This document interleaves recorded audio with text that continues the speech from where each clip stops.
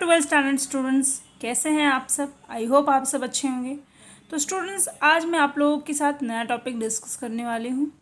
तो आज का हमारा टॉपिक होगा exception to the law of supply. ठीक है, चैप्टर नंबर 4 स्टार्ट किया है हमने, जिसमें हमने प्रीवियस वीडियो में लॉ ऑफ सप्लाई देखा था।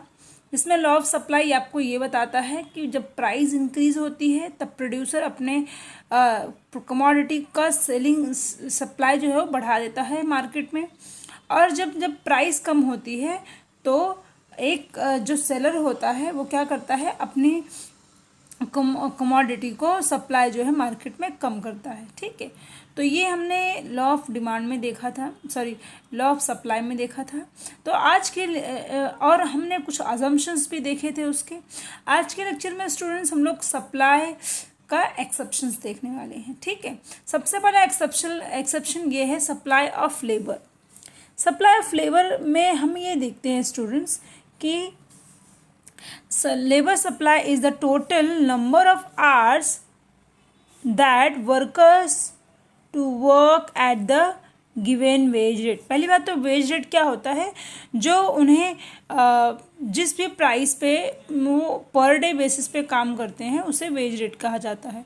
जो एम्प्लॉय इन अ डे पैसा कम जो पर्सन दिन में काम करके एक दिन का पैसा चार्ज करता है वो वेज होता है। ठीक है, और स्पेसिफिक लोग जो होते हैं यानी कि लेबर्स जो होते हैं वो वेज रेट पे ही काम करते हैं। So it is represented graphically by a supply curve. It is in case of supply labours wage rate rise the supply of labour.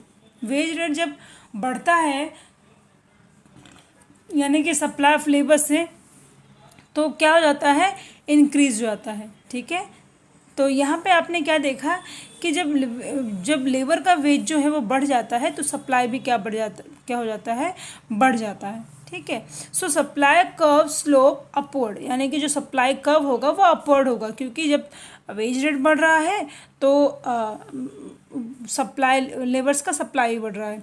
So supply curve slope upward, so supply of labours hours of work fall in a further rise in wage rate and supply curve of labor and bend backward। तो देखो इसमें जो reason होता है उसका मतलब क्या होता है कि जो एक लेबर होता है इसका अगर 8 घंटे वो करना है तो 8 घंटे से ज़्यादा वो कब करेगा, जब उसे एक्स्ट्रा मनी मिलेगा। अदरवाइज वो क्या है, एक्स्ट्रा काम करने के लिए तैयार होता नहीं है। यहाँ पे वही दिख रहा है, this is because of labour would prefer leisures to work after receiving higher amount of wages. So after a certain point when wage rate rises supply labour tends to fall. ठीक है, तो इसको एक हम लोग डायग्राम के through देखते हैं स्टूडेंट्स। पहले क्या बताता है, वेज रेट कितने हैं, 100, 200, 300। यहाँ पे वर्किंग पर डे क्या दिख रहा है, 576। फिर यहाँ पे वेजेस में अमाउंट है 500, 1400 एंड 1800। तो आपके सामने ये डायग्राम दिख रहा है स्टूडेंट्स। यहाँ पे क्या हुआ है, जब वेज रेट जो वेज रेट जो है वो 100 है, तो क्या हुआ है, 5 घंटे वो लेबर काम कर रहा है।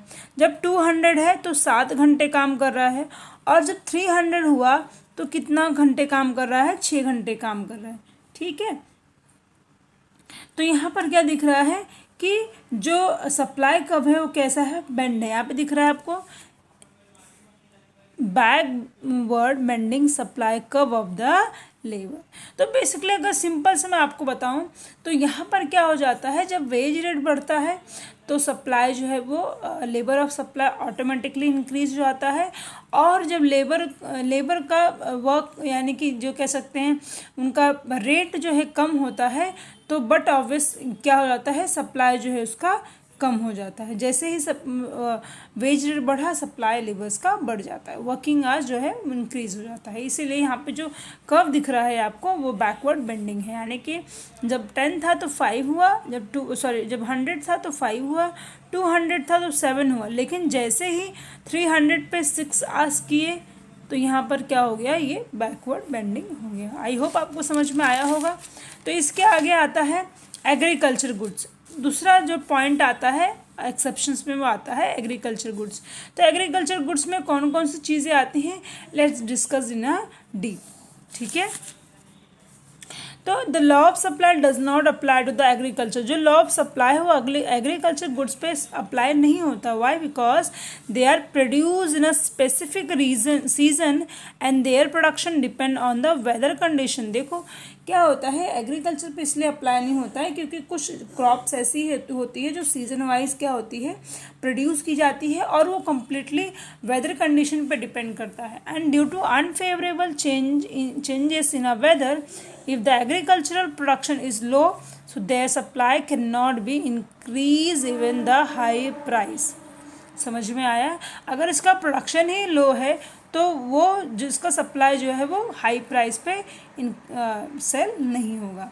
नेक्स्ट आता है urgent need of cash, need for cash. तो इसमें हम क्या देखते हैं, if the seller is an urgent need for hard cash, he may sell his product at which even be below the market price. अगर आपने कभी एक एग्जांपल सुना होगा कि जब किसी इंसान को अपना जो ज़मीन है या घर है, अगर उनको अर्जेंटली बेसिस से बेचना होता है या बहुत उन्हें घाई है, तो वो क्या करते हैं, वो कम पैसे में भी उसको बेचकर हटा देते हैं। यानी कि जो मार्केट प्राइस है उससे उनको कोई फ़र्क नहीं पड़ता, वो अपने हिसाब से क्या करते हैं, बेचकर हटा देते हैं। तो वहीं यहाँ पर होता है कि अगर किसी सेलर को अर्जेंट नीड ऑफ कैश की ज़रूरत है तो वो ये नहीं देखेगा कि मार्केट प्राइस पे ही मुझे पैसा मिलना चाहिए, वो जो भी प्राइस मिलेगा या अगर मार्केट प्राइस से कम भी प्राइस मिलती है फिर भी वो क्या कर देगा, अपने कमोडिटी को सेल कर देगा।